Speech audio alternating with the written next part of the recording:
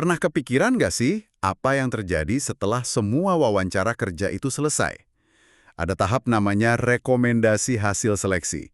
Nah, ini sering dianggap, formalitas aja. Iya, padahal krusial banget. Betul. Sumber-sumber yang kita bahas kali ini nunjukin kalau di sinilah peran strategis HR itu diuji.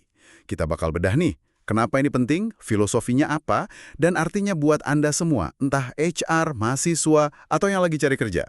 Yuk kita mulai. Oke, topik ini menarik ya, karena seringkali panduan formalnya itu minim, jadi pemahaman dari praktek di lapangan itu jadi, berharga banget. Ini bukan cuma soal prosedur loh, Oh, bukan cuma centang-centang gitu ya? bukan.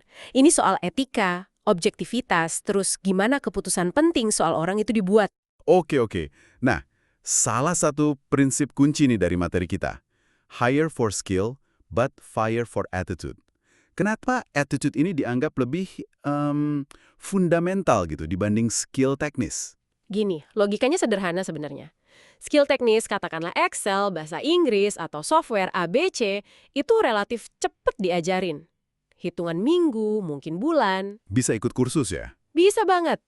Tapi attitude itu soal etika kerja, kejujuran, mau belajar apa enggak, gimana dia interaksi sama orang, itu kan dibentuknya bertahun-tahun. Susah banget diubah.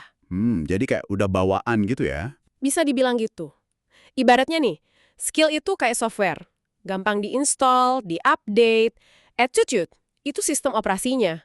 Mau ganti, wah repot, dan dampaknya kemana-mana. Attitude ini juga penentu utama culture fit. Kekocokan budaya kerja ya? Nah, itu dia. Ada contoh menarik di sumber kita. Ada kandidat, wah skillnya hebat banget, tapi ditolak gara-gara ketahuan merokok. Kenapa? Karena perusahaannya punya nilai kuat soal gaya hidup sehat.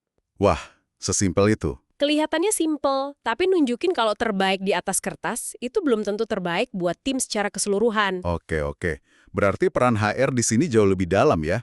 Bukan cuma lihat CV atau hasil tes doang. Lebih kayak baca orangnya. Tepat sekali. HR dituntut bisa nangkep nuansa, komunikasi nonverbal, bahasa tubuh, cara jawab pertanyaan. Itu semua bisa jadi petunjuk soal attitude. Nggak gampang tuh pasti. Memang.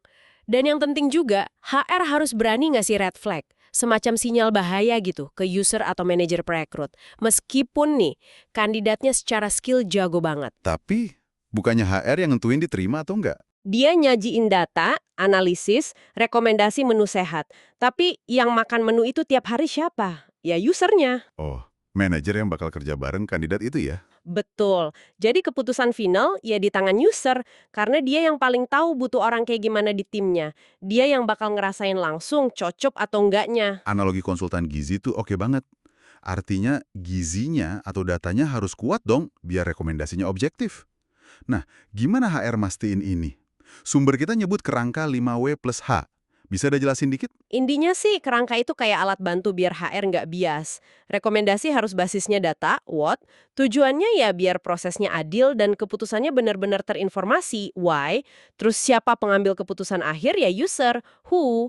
Terus, how-nya gimana? Nah, how-nya ini penting. Laporannya sebaiknya tertulis. Isinya ringkasan hasil seleksi, terus yang krusial, analisis pro dan kontra tiap kandidat. Idealnya sih top 3 kandidat ya. Jadi nggak cuma ngasih satu nama aja. Sebaiknya enggak. Dengan jabarin plus minusnya, HR dipaksa ngasih pandangan berimbang. Jadi bukan cuma feeling atau siapa yang HR paling suka. Ini ngasih user gambaran jernih buat milih. Oke, masuk akal. Ini kan juga perlu divalidasi lagi ya, misalnya lewat background check. Apa aja sih yang biasanya dicek? Iya, background check itu penting buat mastiin apa yang kelihatan di permukaan itu bener apa enggak. Sumber kita nyorot 3 area utama. Pertama, jejak digital atau medsos. Wah, medsos dicek juga. Iya, tapi tujuannya lihat konsistensi persona sama sikap online-nya. Cuma ya harus etis, jaga privasi, mungkin pakai akun netral. Jangan stalking berlebihan. Oke, terus yang kedua? Kedua, referensi kerja. Hubungi mantan atasan atau rekan kerja buat konfirmasi performa dan sikap kerjanya dulu gimana.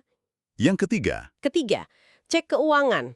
Tapi ini khusus banget ya, cuma buat posisi yang sensitif kayak di bagian keuangan. Dan ini wajib, kudu, harus minta izin kandidat dulu. Lewat apa tuh ceknya? Biasanya lewat SLIK OJK, Sistem Layanan Informasi Keuangan, dulu namanya BI Checking.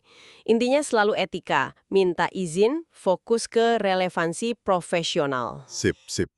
Nah, ada satu lagi nih, ini buat para pencari kerja.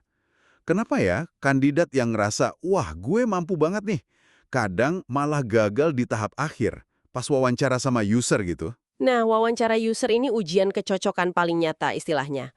Gagal di sini seringkali bukan karena kurang pinter atau skillnya kurang. Sumber kita bilang gitu. Terus karena apa dong? Lebih sering karena, yaitu tadi, attitude. Atau cara komunikasinya nggak nyambung. Atau kelihatan bakal susah kerjasama. Culture clash, gitu. Ada contoh kasus nih. Gimana tuh? Kandidat pinter banget. Tapi pas wawancara sama user, dia kesannya terlalu ngeyel. Suka ngebantah pas dikasih arahan teknis. Wah, belum kerja udah gitu ya? Iya, usernya langsung mikir, wah ini kalau di tim bisa sering konflik nih. Makanya, kandidat terbaik buat user itu yang paling klik, paling nyambung sama cara kerja tim, bukan cuma yang paling jago skillnya. Oke, jelas banget. Jadi kesimpulannya, tahap rekomendasi ini jembatan penting ya antara data seleksi sama keputusan akhir. HR tugasnya nyajiin fakta, objektif, berimbang. Tapi user yang pegang keputusan akhir. Betul. Dan buat para pencari kerja, ini pengingat penting. Attitude, komunikasi, pemahaman budaya kerja, itu sama pentingnya sama skill teknis. Jangan disepelekan. Benar banget. Nah, sebagai penutup nih ada satu pemikiran lagi mungkin buat direnungkan. Sumber kita kan bahas validasi lewat medsos, referensi. Ya, Pertanyaan ke depannya nih, sejauh mana ya jejak digital kita secara keseluruhan, mungkin di luar medsos yang gampang dicek, itu bakal makin dipakai buat nilai kecocokan atau attitude, bahkan mungkin sebelum kita ngelamar kerja secara formal. menarik itu. Ini kan jadi buka diskusi soal batas antara validasi profesional yang wajar sama privasi kita di era digital ini. Ya, sesuatu buat Anda pikirkan lebih lanjut lah.